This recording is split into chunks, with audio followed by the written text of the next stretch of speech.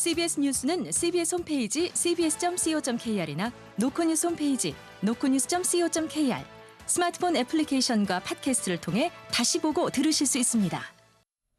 이어서 부산에서 전해드립니다. 6.3 대선을 앞두고 부산을 비롯한 전국에서 선거 현수막이 홍수처럼 쏟아지고 있습니다. 재활용이 어려운 탓에 환경 오염 우려가 선거 때마다 제기되지만 정치권은 여전히 무감각하다는 지적이 나옵니다. 보도에 정혜린 기자입니다. 오늘 오전 부산의 중심 서면교차로 한 고층 건물 외벽이 초대형 선거 현수막으로 덮여 있고 그 옆으로 대선 후보들의 현수막이 어지럽게 내걸려 있습니다. 시민들은 거리를 뒤덮은 현수막에 불만을 토로합니다. 채소 가게를 운영하는 이영숙 씨입니다. 많다고 느끼는 게 아니고 많지. 가까이 가서 보는 것도 아니고 차로 지나가면서 보고 하는데. 대선이 다가오자 각 정당들은 경쟁적으로 현수막을 게시하고 있습니다.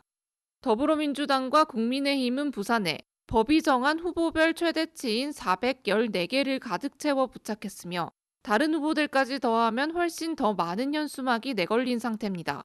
문제는 이 현수막들이 선거가 끝나면 대부분 버려진다는 점입니다. 지난해 총선 이후 전국에서 현수막 2,500여 톤이 버려졌고 2018년부터 5년간 집계된 선거철 폐현수막은 14,000여 톤에 달합니다. 소재 특성상 재활용이 어려운 탓에 재활용 비율은 30%를 밑도는 실정이어서 현수막으로 인한 환경오염 우려는 꾸준히 제기돼 왔습니다. 그러나 현수막 개수 제한 규정은 오히려 완화되는가 하면 규제 법안은 국회의 무관심 속에 자동 폐기된 실정입니다. 자원순환센터 김추종 대표입니다.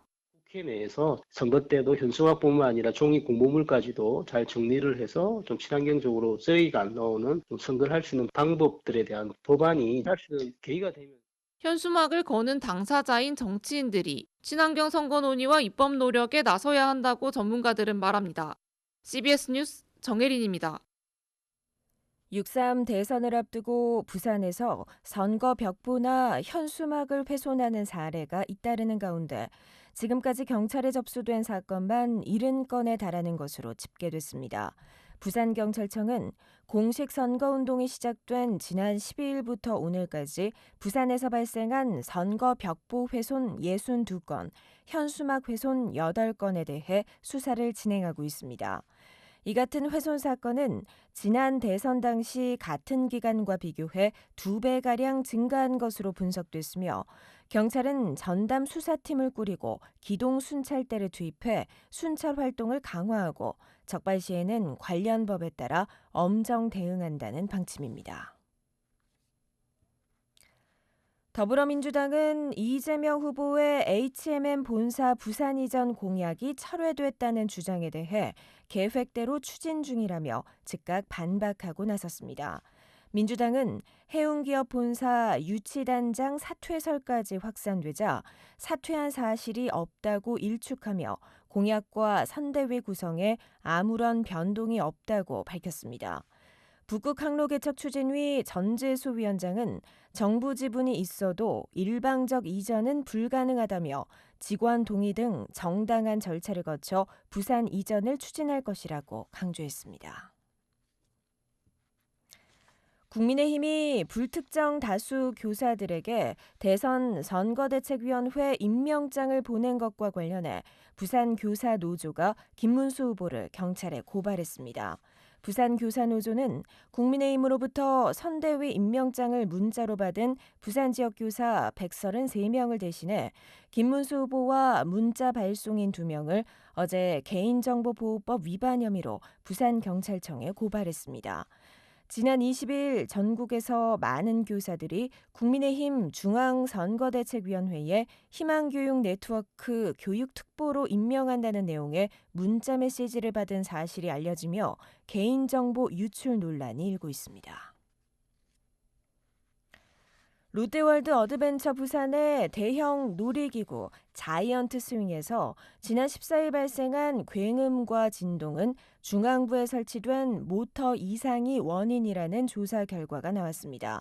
한국기계전기전자시험연구원이 작성한 사고 보고서를 보면 해당 기구 중앙부에 설치된 톱니바퀴 형태의 구동 모터 4개 가운데 1개의 이상이 생겨 굉음과 진동이 발생하고 윤활제가 일부 유출된 것으로 드러났습니다. 또 지난해 11월 정기검사에서 볼트 위에 용접을 해둔 것은 통상적인 조립 방법이 아니어서 특기사항으로 관리해야 한다는 지적을 받은 것으로 드러난 가운데 롯데월드 측은 이 지적은 이번 사고와는 무관하다는 입장입니다. 부산지법 형사항소 1부는 입찰 편의를 대가로 수천만 원대 뇌물을 받은 혐의로 기소된 국립해양조사원 간부 50대 A씨와 검찰의 항소를 모두 기각하고 징역 2년에 벌금 5,600만 원을 선고한 원심을 유지했습니다. A씨는 2020년부터 지난해까지 해양조사원이 발주한 용역사업 입찰 과정에서 편의를 봐주는 대가로 여러 업체로부터 5천만 원 상당의 금품을 받은 혐의로 재판에 넘겨졌습니다. 재판부는 원심 양형이 특별히 무겁거나 가볍다고 보이지 않으며 원심이 명령한 추징금 5천만 원은 전액 확보됐지만 항소를 받아들이지 않는다고 판시했습니다. 부산고법 형사 1부는 억대 보험금을 노리고 필리핀에서 고교 후배를 살해한 혐의로 기소된 40대 남성 A씨의 항소를 기각하고 무기징역을 선고한 원심을 유지했습니다. A씨는 2020년 필리핀 보라카이에서 자신에게 6천만 원을 빌려준 후배에게 졸피뎀을 먹인 뒤 살해하고 보험금 6억 9천만 원을 타내려다 미수에 그친 혐의로 재판에 넘겨졌습니다. 재판부는 A씨의 살해 혐의는 인정했으나 A씨와 보험 설계사 B씨의 보험 서류를 위조한 혐의에 대해서는 증거가 부족하다는 이유로 무죄를 선고했습니다. 어제 오전 8시 20분쯤 부산 남구 용호동의 한 골목길에서 70대 A씨가 몰던 승용차가 주차된 차량과 주택 담벼락을 들이받았습니다.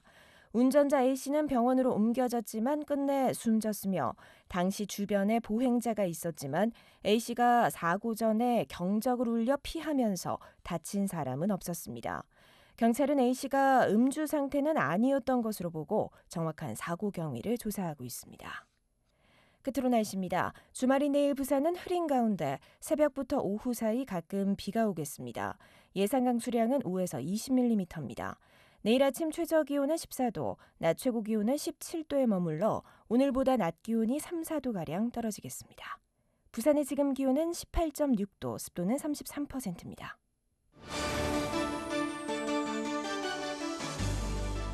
CBS 저녁 종합 뉴스를 마칩니다. 지금까지 진행해 기술 강일구, 기자 정민기, 아나운서 김장현이었습니다.